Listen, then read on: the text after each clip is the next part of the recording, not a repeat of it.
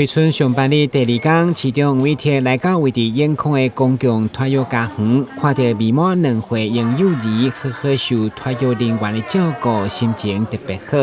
根据了解，市府教育局为了减轻家长经济负担，让父母安心打拼，这个伫全市规划社区型的公共托育家园。北河上午这间公托家园，市长伫教育局长、这位议员甲燕空两部里地方乡亲的见证，热烈开幕。3、2、1。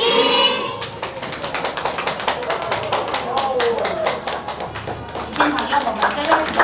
公托的人士，对，不管是来公共托育家园，或是交给保姆，其实都能够让减轻父母亲的压力。让他们安心的去工作，然后回来没有后顾之忧，回来的时候可以把小朋友接回去。我们非常感谢永康区的各位好朋友，也谢谢我们议会各位议员对于育儿政策的支持。每次育儿政策的预算都不会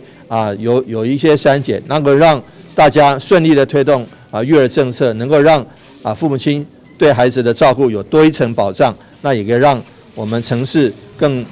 的这个，不管是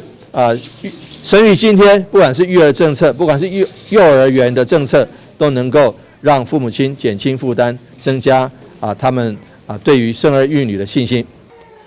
教育局表示，这款家庭式的照顾模式，依法由4名托育人员照顾12位未满2岁婴幼儿，对拜1到拜5早起7点到下晡5点半，每个月费用1万块。同时嘛，依照受托家庭的经济状况等等，每个月有4000块到1万块的补助，都希望奖励生协助市好好改人口政策。台新闻，阮子何超邦采访报道。